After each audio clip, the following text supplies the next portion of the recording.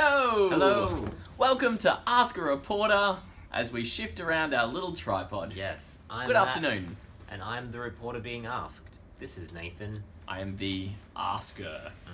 Although really, you guys are You guys are the ones the ones sending in the questions. asking the questions. I'm just reading them. I am just literally just a warm prop that reads out questions. We don't need Nathan at all for this No, process. I could just literally give him this and he Yeah. could just talk the whole time. But But that would be less fun, possibly. probably not.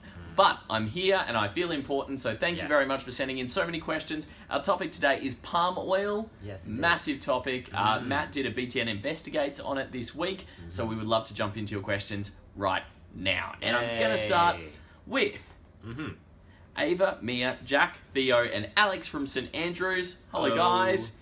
Their question is, why don't people stop making palm oil farms in endangered habitats? Look, that's a really good question, and in some ways, I don't think there's a great answer for that. They shouldn't be doing it because of how much of a negative impact it has. One of the reasons that it's happened basically is that it's really cheap to do in some of those areas where they've just knocked down forests and planted stuff again, so that's why they've done it, and they haven't really given a lot of consideration as to the impacts it would have.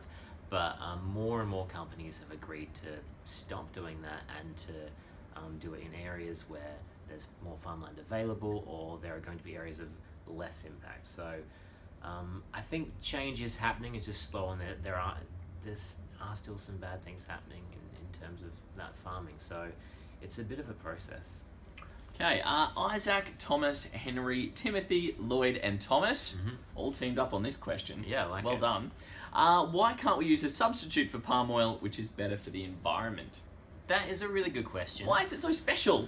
Yeah, so palm oil's used a lot. Like, it's a large portion of the vegetable oil that we use, and mostly it's because it's easy to grow and it's really cheap to farm, and you can use the whole part of the fruit for various different purposes. So because of that ease, it's led to so much of it being grown. And now some conservationists say the answer isn't to get rid of palm oil or find an alternative to palm oil, because if we did that, it would actually cause more problems to the environment, because we'd have to find more ways, or grow other plants that could do it, and that might contribute more to climate change. It might mean they have to farm a lot more, and things are going to be more expensive. So what they're saying now more and more is that we just need to do it in a more sustainable way, make sure we do the right thing, not ditch palm oil completely, although some people still do think that, but change the way that it's done so fewer animals are affected, and it kind of works out better for everyone. But it's still a process. Fallon wants to know, which other animals get affected by palm oil production? Is it just Yeah. orangutans, or is there other animals It's involved? not just orangutans. We talk about orangutans a lot because they're like a really amazing kind of species that we can relate to. And there are a few big other ones as well, like Sumatran tigers and rhinos and elephants. So some really big species that have been affected by it. But all kinds really have been by huge amounts of land clearing. So it affects lots of different animals, but these are some of the big important ones that we know are rather like quite endangered, and people are going to relate to and understand why it's so important to protect them. Hayek from Hillside in Singapore wants to know, do other countries' products have labels that state that palm oil's in them, or is this a problem worldwide? So some countries definitely do, and Australia is just a bit slow on the uptake with the whole labelling things with palm oil. So yeah, definitely there are countries that do it, and there has been a big push to change labelling laws to make sure we know when we're buying palm oil. I think last year sometime the Victorian government agreed to change its labelling laws, so we would see palm oil in it. That hasn't happened yet, but it's in the process of, or hopefully will happen in the future. So that's what lots of people are hoping will happen around the country, because they say, hey, we need to know what we're buying, what we're eating, and to make informed decisions. But in saying that, more companies have agreed, big ones have agreed to change how they source palm oil and try to only use farmers that are sustainable, or moving towards better practices. Cool. Amy wants to know, Yes. why are you looking at the iPad? That's my job. Yeah, well, I just want to feel like I'm included. That's my only job. All right, I'll look elsewhere. It's fine. Well, you don't have to look over there. No, I'm just well, saying, she's saying I can't look at the iPad. Well, you can if you want. It's fine. I'll just have a drink, sip of my water. That's my job. Anyway, I digress. Yes. Amy wants to know, are there any organisations that help endangered orangutans, or are they on their own? No, there are lots of organisations, like the World Wildlife Fund, and there are heaps of others that are committed to helping animals worldwide in lots of different areas, and orangutans are one of the big ones. And so for many of those organisations, it's a combination of things like raising awareness, making sure people know about it. For some, it's working on the ground to try to protect animals. That might mean, say, funding security that's designed to protect certain areas of forest or animals from poaching and things like that. There are lots of different ways that organisations have tried to help make a difference. So there are lots of different ones, and if you have a bit of a look into it, I'm sure you'll find something, if you want to get involved in this somehow, that you can relate to. Yeah, it's something I know a lot of other kids certainly in other parts of the world too have got involved in and tried to change things in their community. So that might be something that takes your interest. Yeah. Elka wants to know, is there any other oil that can work the same as palm oil but doesn't affect the environment and orangutans? Can we just chuck in something Just whatever else will be canola? Yeah, so something? there are definitely alternatives, but as we mentioned earlier, I guess, this is one that is pretty cheap to make, and they can use all of the fruit. It's got a lot of uses, and it's cheap, so if we tried to replace it with something else, it's going to have more effects, possibly on the environment. Things will be more expensive, so people are going to be less inclined to use it, which is why a lot of people are suggesting we get behind making palm oil more sustainable around the world. So I guess that's the advice we hear a lot. Some people obviously say, hey, let's try to avoid all palm oil entirely, and there are some products that have done that, or removed certain suppliers, and they've done things to try to hit back and make sure that more animals and areas are being protected. But yeah. Ella wants to know, how do they get palm oil from the tree? Where does the oil part come from? So the oil comes from the fruit. The fruit from the trees, and the top of the palm. So okay. you just there's the fruit, and then the fruit. Look, I want you to show us how this works. How I imagine, right? Because I haven't done this myself, but there's got to be some kind of machine or thing or something where they get all and they go and crunch it all down into bits in the oil, and they would collect the oil and put it into different things. Could be like olives. They actually have a machine that shakes the tree, and then it has this big thing, and it catches all the olives that come down. It could be. Could be like that. I don't know that. Yeah. You don't. Yeah. So it's quite impressive though. Yes, but because they use all the different parts of the fruit, so there's going to be a mechanism to separate it and then crunch it down and then get those oils and then refine them in a way that they can be used. There's a bit of a process involved. How many orangutans die each year because of this? This is from Georgia. Yeah, that's a really good question. I don't know how many orangutans die each year, but they're obviously critically endangered, and it's a big problem in lots of those areas. So one of the things that makes it hard is that orangutans themselves they live to maybe 40 years-ish, and the females have babies, say, every 8 years. So when a lot of orangutans are killed, it takes a long time to try to replenish it. So if you protect an area, it's still going to take a long time to boost it up, so it's difficult. Okay, Edward wants to know, what does palm oil actually do to our food? Like, why do they put it in there? Like, I've noticed that a lot of it seems to be processed foods that it goes into, so guessing it's not that healthy. It's high in saturated fat, and it's used in things because it's fatty, and fat helps in lots of different areas of cooking. So you'll see it in baked goods or in butters and stuff like that. So it's used in lots of different areas, and cosmetics and stuff as well, which we saw.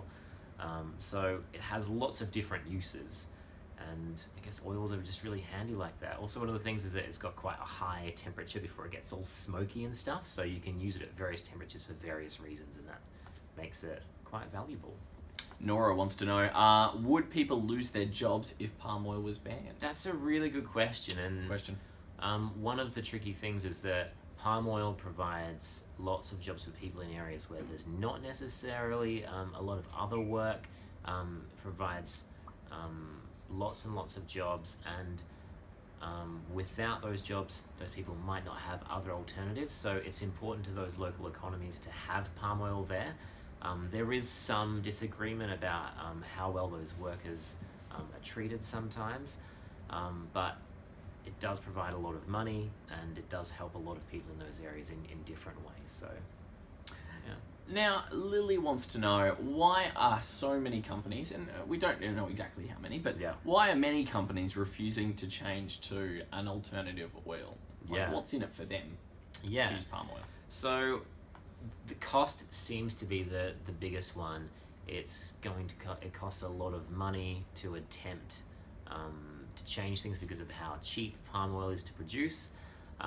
More and more companies, though, have agreed to source their palm oil more sustainably in a different way. So for those companies, it's about doing it from different sources. Some have tried to eliminate palm oil from their products entirely, and again, that's another option. It means other things have to happen. So it's not a really simple fix in some ways, because if you use palm oil, they still need to find something else that works in the same way to make their product, and that could have other unintended consequences. So it's a tricky one. Joel wants to know, why do they label it vegetable oil instead of palm oil? Like, is it a tricky way of getting people not to buy their product, or is it just like that's easier? Or it could be both. I think mostly it's because there aren't laws that say, hey, you have to tell us exactly where this comes from, and people are a little bit more savvy now and they can look out for it. It is a vegetable oil, so whether it's, information that they think people necessarily need to know, so they're not being disingenuous in that sense, but a lot more people would like to know what they mean when they're reading vegetable oil, and to know if they are using palm oil, where it comes from. Okay, new class, shout out now. Yay, nice, good stuff. Year 4 St. Joseph's from Hathorn. Nice. Hello, Mr. O'Toole's class. Thank you very much for joining us. Thank you. So a big Ask a Reporter hello. And we'll jump into a question, one of your first questions. Why isn't palm oil farmed safely? Often? So what's the thing stopping everyone just going, right, let's do it all safely? Yeah. So I think originally it's happened because maybe people didn't necessarily understand the consequences of what they were doing and how it was going to affect animals and all wildlife in those areas. Maybe sometimes they didn't necessarily care because they just wanted somewhere where they could make money and do this cheaply and quickly. And obviously companies trying to make profits. So there are those reasons where basically the local environment hasn't been considered. So since, I guess, in the last decade or so especially, we've seen a lot more attention given to this issue, and more companies have agreed to make changes to how they're farming. So I think that definitely is changing. But because palm oil is used in so much of our food and other products at the supermarket, as you would have seen in the story, it is expanding. So one of the things people are a bit worried about now is, as it's moving into other areas outside of Indonesia and Malaysia, that we kind of monitor where it's happening and make sure sustainable practices are being used there, so it doesn't become a similar situation. Because you said in your story that it was now spreading to Africa too, didn't you? Yeah, so it's spreading out into other areas because of the huge demand. So lots of people are really keen to make sure that people there aren't negatively affected, and animals there aren't negatively affected, and that everyone is kind of on top of it to make sure we don't risk wiping out important species. St. Joseph's had a question that was kind of related to that. Yeah. Could we plant palm trees on farms? Yeah, look. Is there anything stopping us doing that's palm a good oil? question. I don't know what... Won't hurt the orangutans. Yeah, I don't know what conditions you need to farm palm oil. I'd say I'd just take a stab and say our climate probably isn't perfect for that kind of thing. And that would be one of the reasons that we're not doing it. We have lots of other different farming that we do in Australia, but I would say it's not cut out for it. I imagine there are other ways to make money from farming here. One of the big problems is probably the fact that it's very cheap to make that overseas, and because they've traditionally done it and they have workers that work for very low amounts of money compared to how much we pay workers here, it would probably be far cheaper to get it made over there and shipped over here for use in food. So that would probably be the biggest consideration, the cost of doing it, for sure. Some Josephs also want to know, what would happen if we didn't have palm oil? Who would it affect? So if they just banned it tomorrow and they said, right, palm oil, it's off, you're on to canola, guys. And then that's it. Well, you know what? It would affect everyone, basically, because say up to half of products in the supermarket contain palm oil from cleaning products to food. So it's a lot. Basically, in almost any different area, you can find where people have used palm oil. So you would see that instantly. So if they just suddenly took every product off the shelf that had palm oil in it, shelves would be pretty bare. So it's not as simple as saying no to one thing, because the consequences are going to be huge. But some people still would like that to happen, and for us to try to find other ways. One of the things that's happening is that scientists are trying to find new oils that they can create in labs, and which means we won't have to farm in the same way, and we won't have to have that negative impact, because they can try to reproduce something with similar qualities to palm oil that can be produced cheaply. But I'd say that's still quite a long way off, and who knows how that'll work out. But okay, one we touched on a little bit earlier, but I'd like you to go over it again for Vishnuka from Miss Curran's class. Does cutting down the trees affect other animals as well? Yes. So it's not just orangutans, is it? No. So it's a really good question. It's not just orangutans. We talk about orangutans because orangutans are critically endangered, and they're a really amazing species that in some ways are a lot like us, which is really cool. So it's an animal that we can focus on, but there are a lot more animals that are affected, and some other big ones as well that we like, Sumatran tigers and elephants and rhinos, and there are some of the big ones, but obviously all kinds of animals in those areas are going to be affected when land is just totally taken away. Ethan C wants to know, is palm oil essential for our nutrition? Can we do without it? Look, we can. We don't need it nutritionally. There are other things we can have, and obviously it's quite fatty, so we don't need it. It's used in lots of ways, like in confectionery and stuff like that. It's used in fatty stuff, so most of the time they're not essential products that we have to have, and we probably don't need it for our body because we can get those oils and stuff elsewhere. I did look up some chips I had the other day, and they did contain palm oil. Which but it didn't say it on the label. Obviously. And I looked it up online. Yeah. It did contain palm oil. Unfortunately, they were delicious, but makes you think. It does make you think. And if this is something that you care really passionately about, you can use websites and stuff to check certain products that you might like or want to find out about, and there are companies that will tell you what palm oil it contains and where they've sourced it from. So you can either go to their websites, and there are some groups that put things together. So if this is something you care passionately about, you can probably find out more about it and where it comes from. Jordan wants to know, is there a way that we can grow forests of palm oil trees without hurting orangutans? What's the way that they don't hurt people but still produce? Yeah, look, it's really tricky. So one of the things you'd want to try to do is farm in areas where you didn't have to clear so much land, so much rainforest that affected animals. One of the things that can be done is when there has been that kind of deforestation already is protecting certain areas so animals can still move between different zones. So if one area of land was to be cleared and they left a bit that still connects to another bit of rainforest over here, so you're not left with animals isolated who then don't have anywhere to go or can't escape or can't get to more food. So if there is going to be massive land clearing, keeping some connection between them, and just generally farming areas where land doesn't have to be cleared in the same way, or it doesn't have the same environmental impact. That kind of wraps up most of the questions that we have time for today, but I want to spend a bit of time at the end of our Ask a Reporter session talking about your story for next week, because it's quite interesting. Good.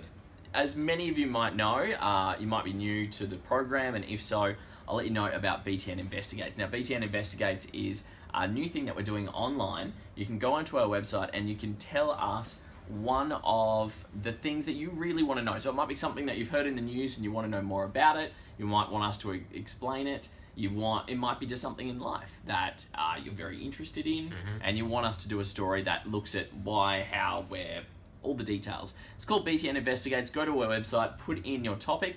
This week's BTN Investigates topic. Yes. Matt, do you want to tell us about it? Because Matt's been investigating it I all have this been week. investigating it. So this week's topic is about how you get a word added into the dictionary. So we had a kid called Sean who wrote in and sent us a video saying he's got a word that he's made up, and that word is kumbatuna, and it means a string of bad luck. So Kumbatuna.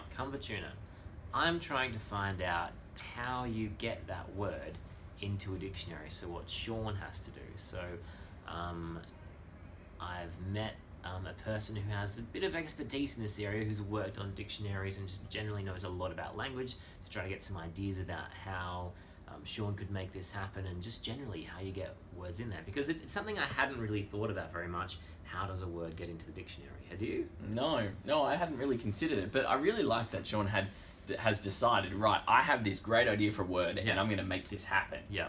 But to do that, he needs as many people as possible to use it in public. Yeah. That's part of what That's he's found.